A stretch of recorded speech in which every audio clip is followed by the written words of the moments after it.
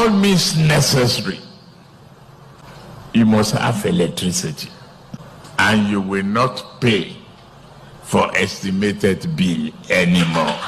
Every election season in Nigeria is marked by a strong political promises, job, electricity, security, and economic growth. Those commitments shapes public expectation and influence voting decision. But once elections are over and leaders assume offices, many Nigerians begin to question whether those promises translate into a real change. Across Lagos, daily life continues to reflect the outcome of governors. Today, Street News on Stone Reporters News takes this question directly to the people. My name is Abigail, and this is Street News on Stone Reporters News. Today we're on the streets of Lagos to ask a simple but an important question. Do Nigerian politicians actually keep the promises they make during campaign, or do those promises end after they gain power? From busy markets to crowded bus stops, Lagos is filled with drivers' voice. Each person carries a unique experience shaped by government decisions. The response reflects a mixture of experience. While some acknowledge certain efforts by government, many highlight a gap between promises made and the reality they face every day. Sir, please can you tell us your name? My name is Emeka. Do you think Nigerian politicians keep their promises they make during election after they get into power? I don't think so, not all of them. The 95% of politicians don't keep their promises, but we still have some few ones. You cannot eradicate in totality that all of them are bad. Okay. Can you mention any promises that was fulfilled? I think in this present administration, from 2023 till now, the only positivity I can pick out of the administration is education. I think the tertiary institution, they have not gone on strike for once. I think that is the only one I can pick. Apart from that, the other ones is failure. All right, sir. What promise was not kept? What promise was made that wasn't kept? Number one is power. No nation moves without power, without electricity. Our present president said if he doesn't give us 24 hours lights, that we should not vote for him again. And this is 3 years and we have not seen lights. Instead, they increase the tariff. Now, electricity is very, very expensive. Let me use myself as an example. Where I live, before he was sworn in May 2023, we used to buy 1,000 naira. We can get it for as much as 15 units for 1,000 naira. But today, 1,000 naira is 4.5 units, less than 5 units. So that is like about 400% increment in electricity tariff. That is not it's not encouraging. So when a man that is earning maybe minimum wage of Nigeria is 70,000 naira, then and you are still expecting the same man to use the same 70,000 naira to be buying the same electricity that used to be cheaper, so it's not encouraging. How has government decision affected your daily life, sir?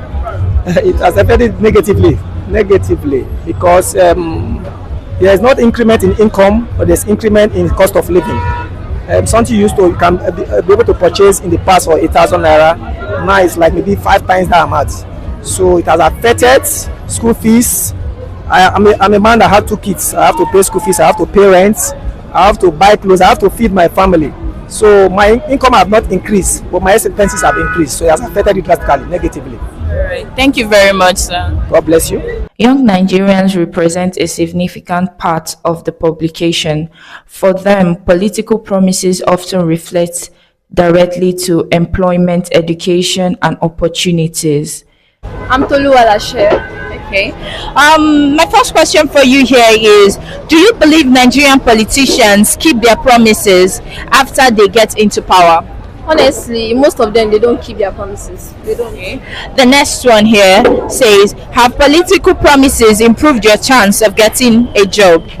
No, most of their promises that they've been giving us, they've not been fulfilling it. So it has been affecting an average youth struggles to get a job, struggles to get basic amenities, which should actually be available to youths. The next one, do you feel the government is doing enough for young people? Honestly, that's a big no. They are not doing enough. We have a lot of youths out there wasting. They have a lot of talent, a lot of potentials, but they don't have enough resources, they don't have enough funds, they don't have enough support, and even some of them, they get opportunities, but eventually they don't fulfill it. So I think it has been affecting a lot of youths. We have a lot of youths that have potentials, but no backups. Okay. The next question here says, do campaign promises influence how you vote? Of course it does, because when they make promises to us and they don't fulfill it, so during the next election we will not be motivated to vote. So if they can fulfill the promises to us, of course people will be more motivated to vote and come out and support them. Thank you very much. You're welcome. For many young people, the gap between expectation and opportunities remain a key concern. Employment and economic stability continues to shape their perception of leadership. As you said, he will fight unemployment. He will create job for the youth. Small businesses and traders operate at the center of Nigerian informal economy.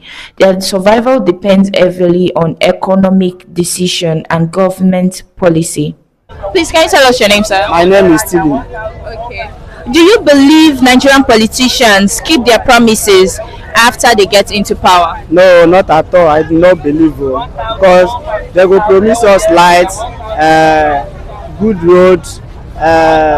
Even for people who dey inside market, they say something, nothing they move. Everywhere just scattered. When they get their position, they will just turn back to us. The next question, have government promises improved your business environment? Yes, but they are not doing anything about that at all.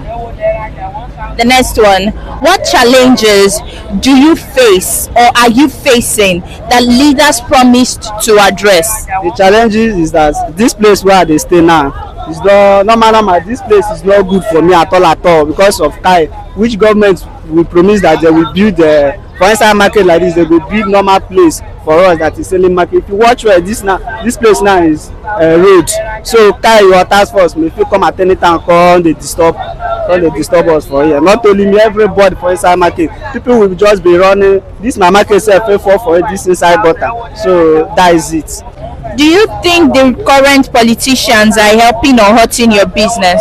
They are hurting us. They are hurting us well. Because they promise us to do the place where we go there, they say market, and they know when they enter the power, when the power enter the hand, they will just turn back to us. They are not doing anything for us again.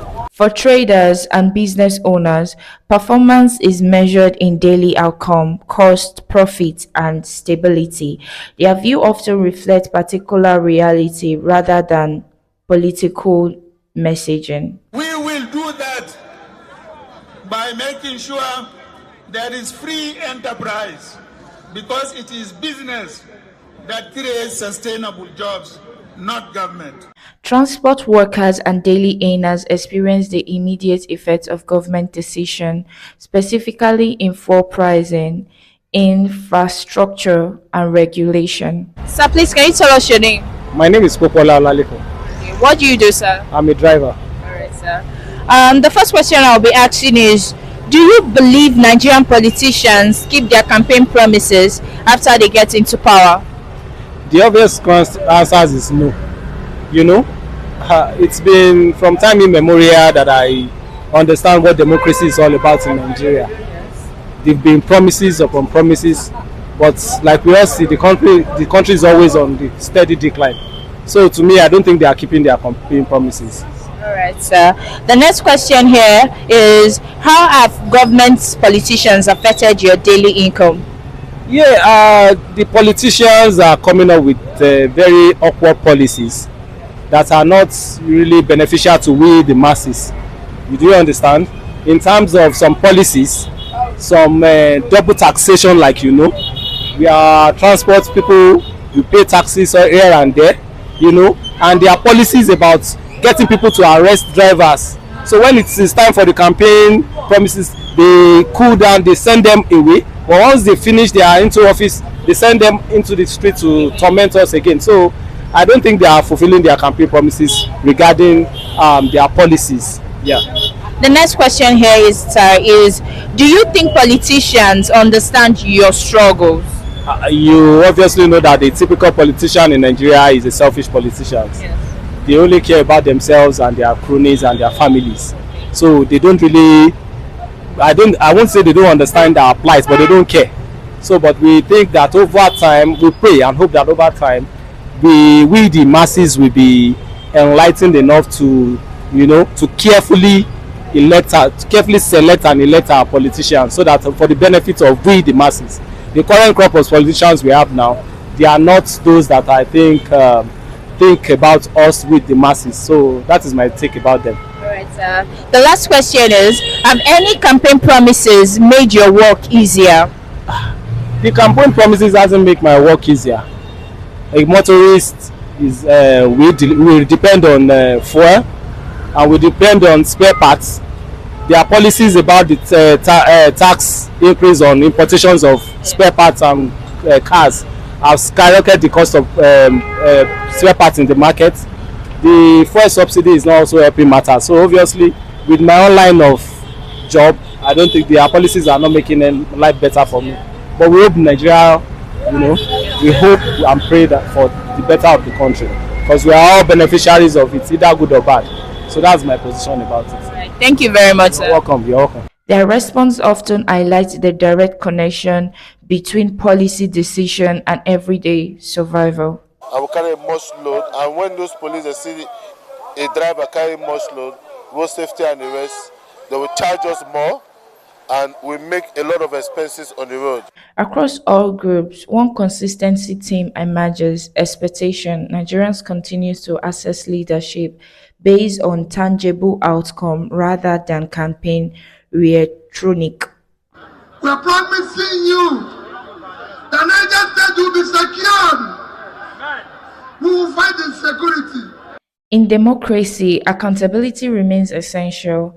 As citizens continue to demand results, the future of political promises in Nigeria would depend not only on what is said, but on what is delivered. Stone Reporters News. Your story matters.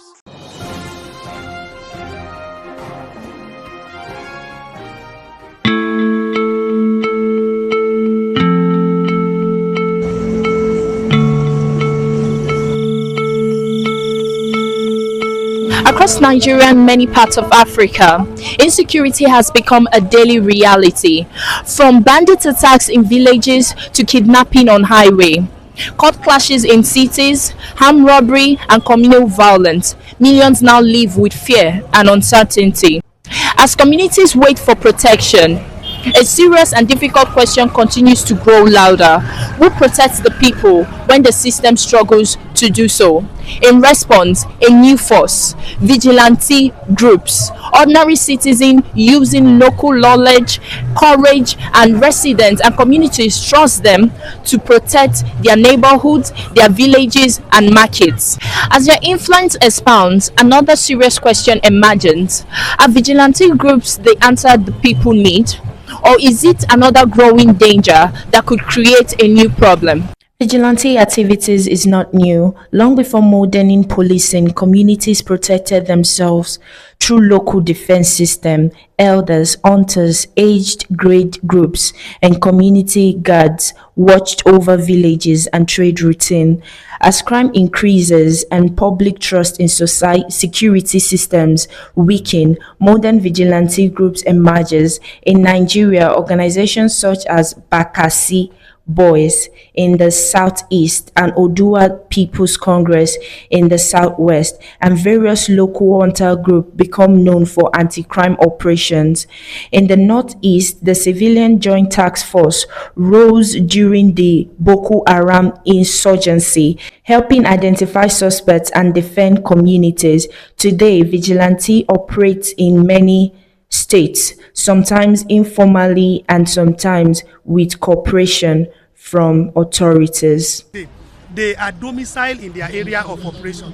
When we say they domicile in the area of operation, they are not transferred. These are community-based people. These are people who understand their terrain, who understand their topography, who understand their demography, who even speak the language. These are people that will identify the security challenges in their area. Supporters says vigilante fills dangerous gap. In many communities, they respond faster than formal agencies. Known local routines, understand suspicious movement, and can identify strangers quickly. Some residents say they sleep better because vigilante patrol their streets. In kidnapping prone areas, They are often the first respondents. Yet, success stories exist side by side with allegations of abuse, intimidation, and misuse of power. My name is Comrade Mudin Adewale. Okay, sir. I would like to ask you some certain questions. Which one you can go? Go ahead. Do you feel safer with vigilante group operating in your area? Yes, we are safe now because if anything crime is happening, they will just arrest all of them and put them to police station. Can you describe a time they helped or stop crime to protect lives? A time they help on a time which one boy see with the Okada in the midnight. So those vigilantes with Hausa people then arrest the guys and can go the station. So that's the. How fast do they respond compared to police and other agencies? It's all the time now. Whether all the time where they have been working, they are morning till night. So they have been patrol all our community. So if they are see any crime, they will just arrest them and call the police instantly and deliver to them. Do they respect residents while carrying out operations? Yeah, they respect all the community leader because anything happen, they will call their community leader, both ballers and the others. They will call them and explain for them. This is what happened. Oh.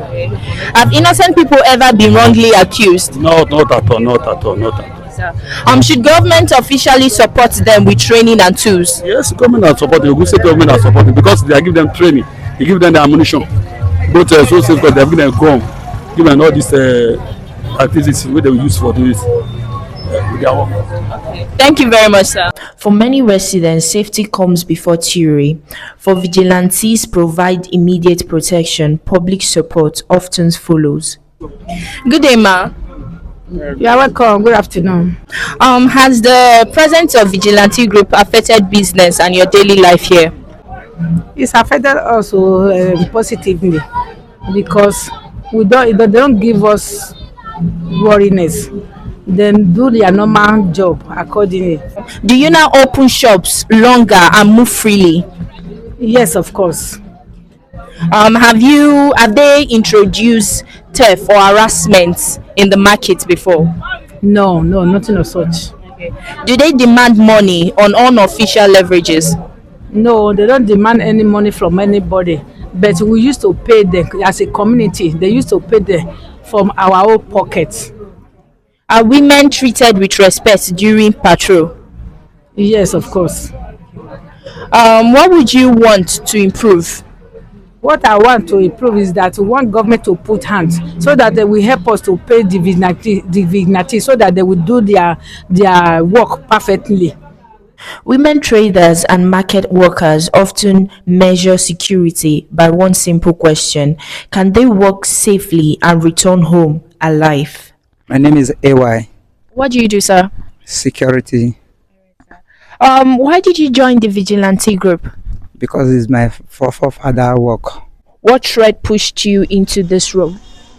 Because I hate someone that's stealing. That's why I joined the work. It motivates me to join the work. Okay. What training did you receive? I received many training. My grandfather took me to a big forest in the midnight. So that is, if bad person pass me, I can know the bad person and know the good person. How do you arrest and handle suspects? When I see them, my body shows me. I interrogate them. I question them very well. And sometimes, if you don't want to touch, we touch them. So that is where they will open their mouth. Do you report cases to police? Yes. So we report cases for police and the community. What risks did you personally face? We face spiritual and physically. All right, thank you very much, sir. Many members say they joined after repeated attacks left communities abandoned and desperate. Do you believe vigilante groups are solution or risk? Both sides. Sometimes, let me just say, in two ways. There are risk and there are solution. Someone protects us and someone steals from us. Do you trust them with the security power? No, I don't trust vigilante with security power because based on the area I have once stayed before, like sometimes the vigilante there, they will use their gun to go and rob us and they will go with our items and we think that they are thieves. Besides that, if they will be the one that they will be sleeping on duty, sometimes they give information to the thieves around themselves. So I don't trust vigilante at all. Okay. Should they receive salary from government? If they are doing their work, if they are not sleeping on duty, they should receive salary from the government, from the local chairman or government or so. But based on when we in our area we contribute money to give the security, so I don't think they should receive two salary from two sources. It should be one source. So as far as we are giving them, they should not receive from the government. No. Have they helped your area? Never. No. Even sometimes if we wake up around 11, 12, 1, we go outside, we don't even see them. They will be sleeping. And while we are even paying. So they don't help. They are not helping. Have they abused anyone you know? They are not working. So how would they abuse? They are not working. We don't see them often. Sometimes we just see them blow whistle. They blow whistle around 12. When you come back out around 1 to go and buy something, you are not seeing them. They are not even coming. So they are not helping. They are not even doing anything. What reforms are urgently needed? The reform is that if government can reform them in their duty posts, that when we come outside around any time, any period, they are there. We will see them. We will know that they are working.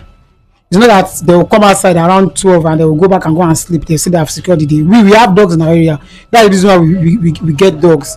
Like now, I breed dogs. I base on dog. I have big dogs in my house. Even security must never pass my house. Also, that is what some of our neighbor people are doing now. They are getting dogs because they know that they are not really working. So we have to secure ourselves based on what is happening in the area now. But based on the insecurity in Nigeria, vigilante, you have to get dogs. Get dog. Don't believe in vigilante. Get dogs. So that's it. Thank you very much, sir. Thank you very much. Do you believe in vigilante groups as solution or risk? Yeah, I see them as risk, not solutions. Do you trust them with security power? Why would I? I see them as risk. Now, first, you know what the vigilante is. You know, they are not. I don't see them as someone who has government backing to do something. Yeah, so I see them as risks, not solutions. So I don't trust them. Should they receive salary from government? No, because they are not appointed by government. Vigilante is they are like community police. They don't have any government power. So, have they helped in your area? Yeah, they have, and I think that's due to the failure of the government. Yeah, they have in one, but that still doesn't mean I trust them. Yeah, they have helped. Have they abused anyone you know? Yeah, maybe not anyone I know, but I've seen them abuse people. Understand? And they also carry out jungle justice. So, what reform are urgently needed? The reforms needed are not even, to me, on the side of vigilante. I think it should be from government security apparatus, like the police and whatever. Let them be fun. These things are jobs of the police. I don't think community, because it's, to me, government should focus more on the police. Yeah, if the police are effective, there won't be need for vigilante in society. For some communities, vigilante represents hope. For others, uncertainty. They may provide immediately safety where help is slow, but they also force difficult national questions. Can security be sustainable without accountability? Can justice survive without due process? Can trust remain where power is unchecked? As insecurity continues to challenge the nation, communities are adapting, sometimes taking protection into their own hands. Vigilante groups are rising, shaped by fear, driven by survival, sustained by grassroots trust. But in the end, their future depends on a critical balance. Security without sacrificing justice. Because in the end remains a real question: who watch the watchers? Stone Reporters News. Your story matters.